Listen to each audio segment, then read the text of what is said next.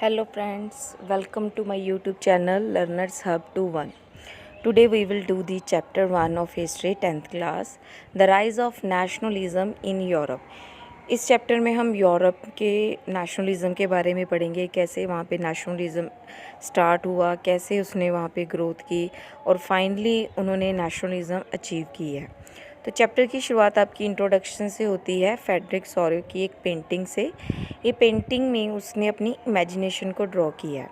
Painting में आप जैसे स्टैचू ऑफ लिबर्टी देख सकते हो टुवर्ड्स योर लेफ़्ट साइड, जिसके आगे से बहुत सारी कंट्री के बहुत सारे लोग जो होते हैं क्रॉस कर रहे हैं और उनके पास अपनी अपनी कंट्री का फ्लैग पकड़ा हुआ है and all are wearing their traditional clothes and in the front in the below side नीचे देखो आप पिक्चर में, तो वहाँ पे आपको बहुत सारे जो क्राउन्स होते हैं वो वहाँ पे उनके पीसेस करके उनको गिराया गया है। तो जो भी ये यूरोप की कंट्रीज़ क्रॉस होके जा रही हैं in front of statute of liberty, तो वो अपने आप को मोनार्की से फ्री कर रही हैं। तो मोनार्की का सिंबल हम क्राउन लेते हैं, जिसको वो फेंक रहे हैं कि हमें मोनार्की नहीं चाहिए, मोनार्की का दांव एंड कर रहे हैं और अपनी नेशनलिस्ट अभी आप अपने आप को एक नेशन में कन्वर्ट करके अब उन लोगों में पहले नेशनलिज्म फीलिंग्स आती हैं। फीलिंग्स कैसे पैदा होती हैं उसके बारे में हम मेनली इस चैप्टर में पढ़ेंगे।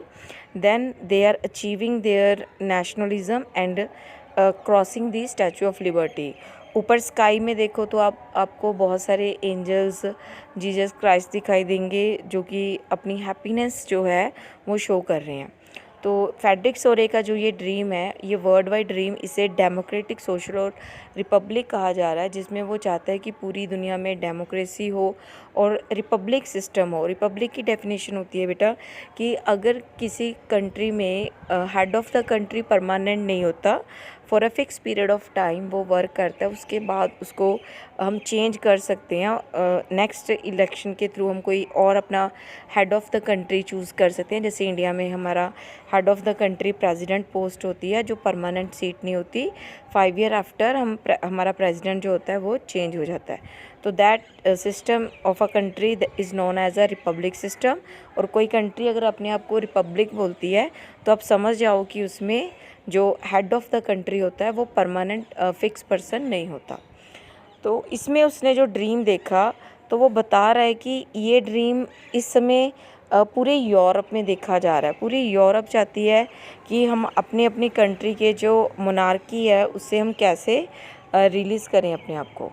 तो चैप्टर की शुरुआत होती है बेटा French revolution and the ideas of the nation से। फ्रेंच रेवोल्यूशन हमारी 9th क्लास में भी थी, उसमें हमने काफ़ी इसके बारे में डिटेल पढ़ा। यहाँ पे थोड़ा इन शॉर्ट ही आता है। तो 1789 में फ्रेंच रेवोल्यूशन हुई, लेकिन रेवोल्यूशनरीज़ को इतना समझ में आ गया था कि जब तक जो फ्रांस के लोग हैं उनको इकट्ठा नहीं किया जाएगा तो रेवोल्यूशन का कोई मतलब नहीं है। रेवोल्यूशन सक्सेसफुल होने के लिए लोगों को इकट्ठा करना पड़ेगा। इसके लिए उन्होंने कुछ मेजर्स किए, कुछ प्रैक्टिसेस उन्होंने फॉलो की। जैसे कि उन्होंने फादरलैंड और सिटीज़न की टर्म जो है सिटीजन्स को दी।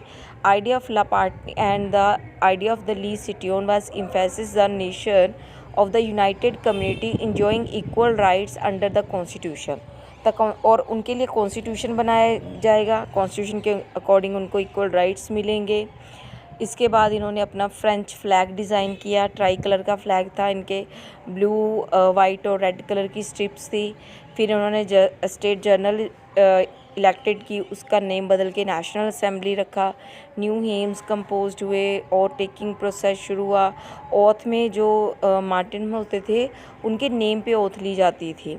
उसके बाद जितने भी कस्टम ड्यूटीज़ थे उनको अबॉलिश कर दिया गया। यूनिफॉर्म वेट और मेजर सिस्टम अडॉप्ट किया गया। रीजनल डायलेक्ट पे ध्यान दिया गया, उसको कम करके नेशनल लैंग्वेज फ्रेंच को बना दिया गया और उसको प्रमोट ज़्यादा किया गया। तो आपके जो सेकंड पैराग्राफ में जितने भी आपकी लाइंस लिखी हुई हैं, all these are your steps taken by the French revolutionaries to create the sense of collective belonging among the people of the France. तो यही डेफिनेशन हमारी या नेशन स्टेट या नेशनलिज्म की बनती है जब लोगों में एक कलेक्टिव आइडेंटिटी आ जाती है।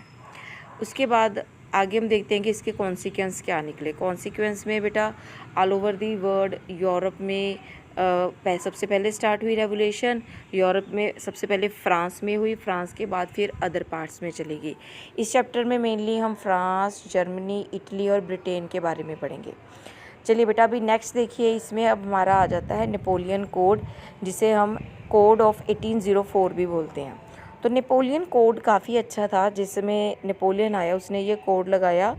कोड के अकॉर्डिंग उसने जितनी भी बाय बर्थ जो प्रिविलेजेस थी वो सारी वापस ले ली। उसके बाद इक्वालिटी बिफोर लॉ इस्टेब्लिश होगी, राइट टू प्रॉपर्टी मिल गया लोगों को। जिस भी किसी एरिया को नेपोलियन विन कर लेता था तो वहाँ पे ये फ्रेंच जो एडमिनिस्ट्रेटिव है उसका रूल इस्टेब्लिश हो जाता था।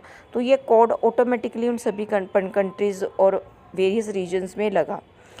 आगे इसने और सुधार किए सोसाइटी में, जैसे अबॉलिश द फेडरल सिस्टम हो गया, पीसेंट्स को फ्री कर दिया गया सर्फडम से, जो भी मेमोरियल ड्यूज़ हैं किसी का बकाया रहता है वो सब उन्होंने माफ़ कर दिया।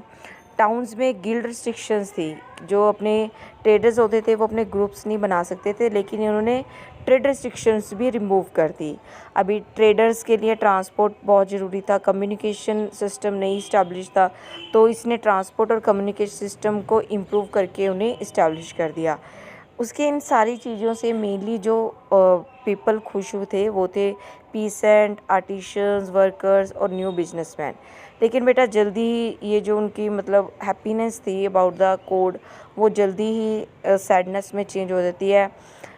जैसे जैसे फ्रांस अपनी टेरिटरीज इंक्रीज़ करता जाता है तो नेपोलियन को ज़्यादा पैसे की ज़रूरत हुई तो उसने टैक्स इम्पोज कर दिए, दोबारा से गिल्ड रिस्ट्रिक्शंस लगा दी, अपने पॉलिटिकल राइट्स भी उसने लिमिटेड कर दिए।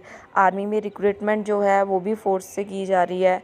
तो कहीं कहीं पे उसकी इन बातों से जो लोग थे वो नेपोलियन के ख़िलाफ़ हो गए। और फिर नेपोलियन का इसके बाद हम देखते हैं चैप्टर में आगे जाके कि टूवर्ड्स एंड जो है नेपोलियन टर्न कर जाता है। So this for today, in the next video we will continue the next part. Thank you for today.